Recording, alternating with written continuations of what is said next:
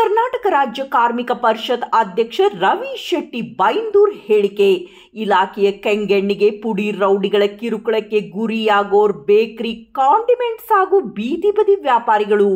ಸಣ್ಣ ಪುಟ್ಟ ಉದ್ದಿಮೆದಾರರಿಗೆ ಮರಣ ಶಾಸನದಂತೆ ತೆರಿಗೆ ನೋಟಿಸ್ ಕಳಿಸಿದೆ.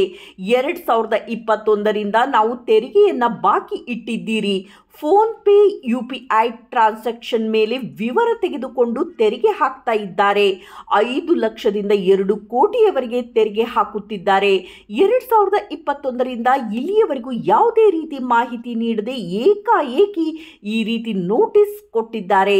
ನಾಡಿನ ಅಭಿವೃದ್ಧಿಗೆ ತೆರಿಗೆ ಅತ್ಯವಶ್ಯಕ, ಆದರೆ ಹೂವು, ಹಣ್ಣು, ಹಾಲು ಮಾರೋರಿಗೆ ನೋಟಿಸ್ ಕೊಟ್ಟಿದ್ದೀರಿ. ಬಡವರ ಮೇಲೆ ಬ್ರಹ್ಮಾಸ್ತ್ರವನ್ನ ಬಿಡ್ತಾ ಇದ್ದೀರಿ. ಮತ್ತು 24ನೇ ತಾರೀಕು ಇದೇ ನಾಡಿನ ಬರುವ 23 ಮತ್ತು 24ನೇ ತಾರೀಕು ಪ್ರತಿಯೊಂದು ಬೇಕರಿ, ಕಾಂಡಿಮೆಂಟ್ಸ್ ಮತ್ತು ಹಾಲು ಮಾರುವಂತ ಸಂಸ್ಥೆಗಳು, ಅಂದ್ರೆ ದೊಡ್ಡ ದೊಡ್ಡ ಡೈರಿಗಳಿಗೆ ಬರದೇ ಇದ್ದವರು ಅವ್ರೇನ್ ಮಾಡ್ತಾರೋ ನನಗೆ ಗೊತ್ತಿಲ್ಲ, ಸಣ್ಣ ಪುಟ್ಟವರು ಸ್ವಯಂ ಪ್ರೇರಿತವಾಗಿ ಹಾಲಿನ ವಸ್ತುಗಳನ್ನ ಮತ್ತು ಹಾಲು ಮಾರಾಟವನ್ನ ಸಂಪೂರ್ಣ ನಿಲ್ಲಿಸ್ತಾರೆ. ಸಂಪೂರ್ಣ ನಿಲ್ಲಿಸಿ ಕಪ್ಪು ಪಟ್ಟಿಯನ್ನು ಧರಿಸಿ, ಸೊಣ್ಣ ಇದಕ್ಕಾಗಿರ್ಬೋದು, ಕೈಗಾಗಿರ್ಬೋದು ಅಥವಾ ತಲೆಗಾಗಿರ್ಬೋದು, ಕಪ್ಪು ಪಟ್ಟಿಯನ್ನು ಧರಿಸಿ ಪ್ರತಿಭಟನೆಯನ್ನ ಮಾಡ್ತಾರೆ. ಇದು ಅಂಗಡಿಯಲ್ಲಿ ತನ್ನ ಕೆಲಸವನ್ನ ಮಾಡ್ತಾರೆ, ಪ್ರತಿಭಟನಾ ಪೂರ್ವಕವಾದ ಕೆಲಸವನ್ನ ಮಾಡ್ತಾರೆ. ಅದಾದ ನಂತರ 25ನೇ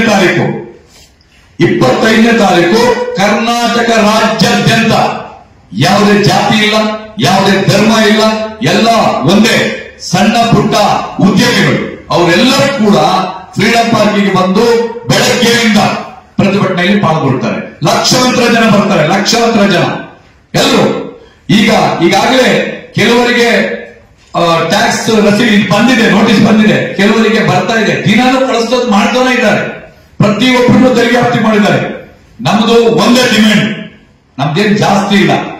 ಏನು ನಿಮ್ಮ ತಪ್ಪಿನಿಂದ 2021ರಿಂದ ನಿಮ್ಮ ತಪ್ಪಿನಿಂದ ನೀವು ನೀಡಿದ ಮಾಹಿತಿಯ ಕೊರತೆಯಿಂದಾಗಿ, ನೀವು ಮಾಹಿತಿನೇ ನೀಡಿಲ್ಲ,